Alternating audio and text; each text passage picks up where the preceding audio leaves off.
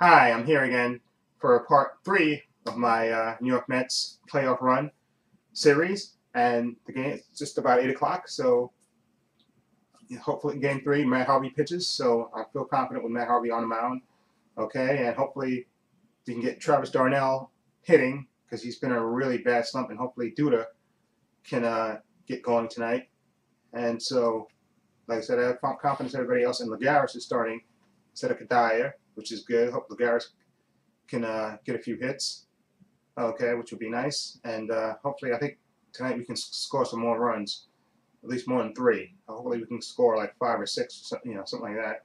And I think Harvey's going to pitch a good game today. And I have a good feeling about him today.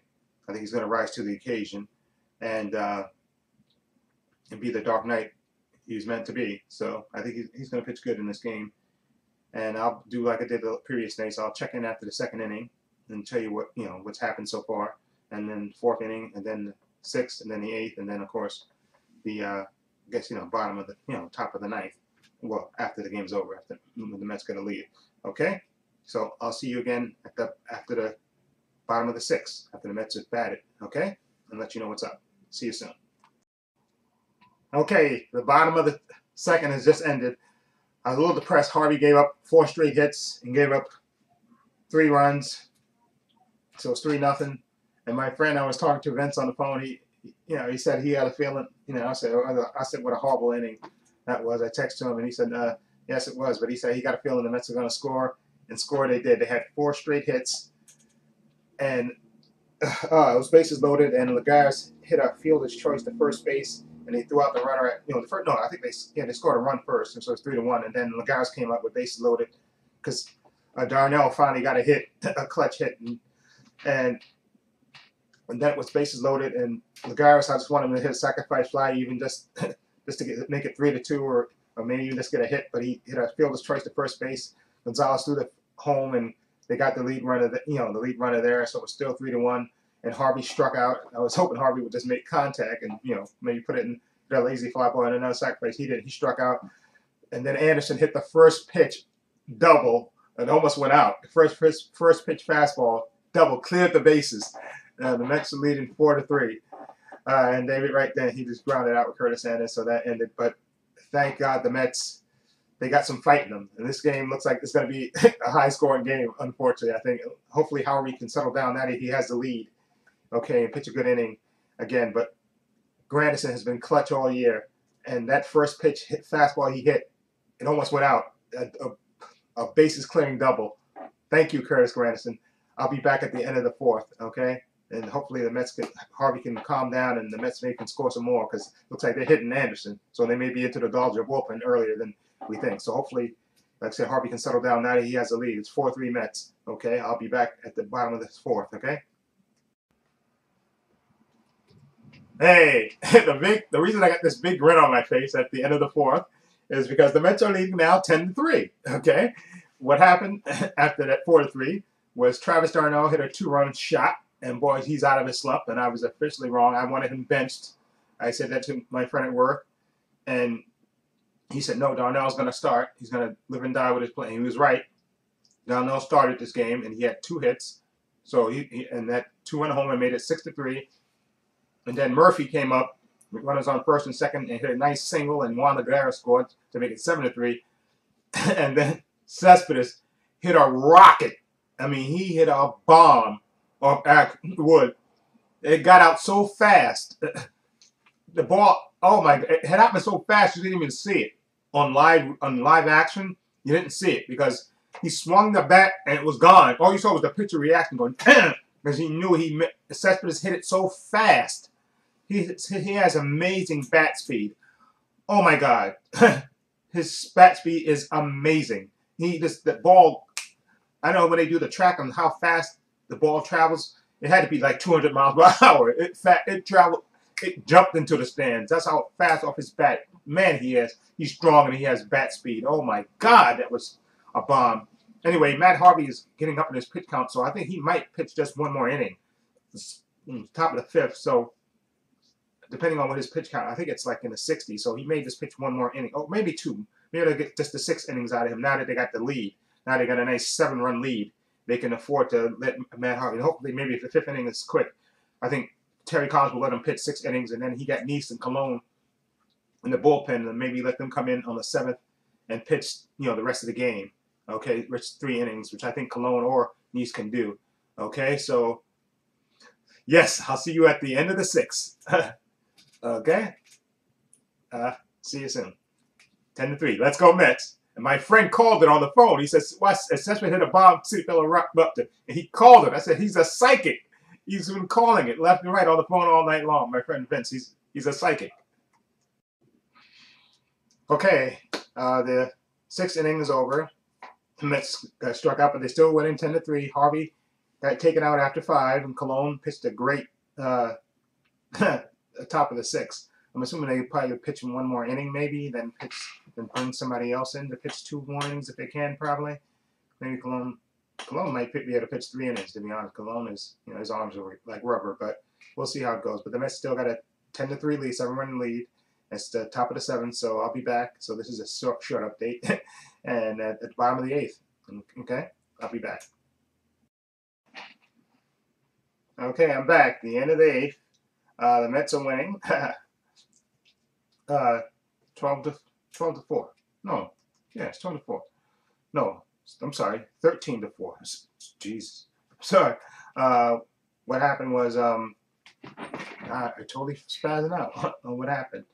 No, Cespedes hit Curtis Granderson again hit a 2-run double, scored 2 runs, and Michael Conforto hit a sacrifice fly to score an additional run. So that's your 3 extra runs to make it 13.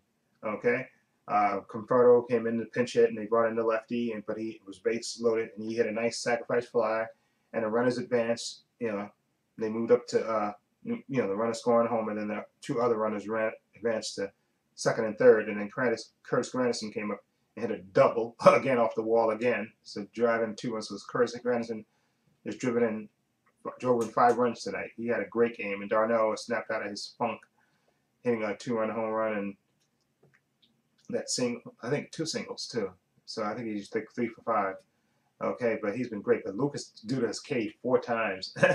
Jesus. And I think David Wright is the only regular that didn't have a hit. But you got tomorrow, and you got Kershaw tomorrow. You just got to get 3 more outs, of course, and then you got to face Kershaw tomorrow. He's threw over 120 pitches, and I think then he's on 3 days rest. So hopefully we can get to him again, drive his pitch count up again, and maybe we can get a few hits off him. Maybe he won't be as sharp with the 3 days rest, and we can close this out at Citi Field, which would be fantastic to close it out at Citi Field. So you have to fly back again across the country. And so I think Steven Matz is going to pitch a good game tomorrow. Hopefully he can give us 7 innings. Okay, Matt Harvey was only able to give us 5 tonight. He struggled a bit. He wasn't as sharp, but he did. And then Cologne came in and gave us 2 excellent innings. And then Aston Reed pitched another inning. So I don't know if he's coming in for the 9th. They'll probably put in another pitcher, so that way you can keep Aston Reed for the 8th, for tomorrow's game, and then game 5 if necessary on Thursday. Anyway, let's go to it. I'll be back in a minute after this top of the 9th. There's 3 outs, and we got this victory. Okay, I'm back. The Mets closed it out. Unfortunately, they brought in Eric Goodell. Reed pitched the 8th, and then they brought in Eric Goodell, and he gave up nothing but hits, and then gave up a 3-run homer to make the game 13-7. Then Terry Collins said he'd seen it, and then plus then he gave up a hit, a 4th hit, and Terry Collins said, "I've seen enough. Let me bring in Familia," which I hate bringing him in a blowout game. But he wasn't taking no chances. But he probably should have either let Reed pitch 2 innings, or either brought in Robles, or either what's his name, Clippard. Okay, he could have brought either one of those guys in. Okay, he should have, because they pitched the first game. They didn't pitch in the second game, so he could have brought either one of those guys in to pitch the 9th. This Goodell, he was awful. Gave up 4 hits, gave up a 3-run home run. And but Cologne pitched a great game. He didn't only get Cologne came in after Harvey went out and pitched 2 solid innings. Okay, he just gave up a solo home run to Adrian Gonzalez. But Terry Collins was basically forced, I guess, to use Familia.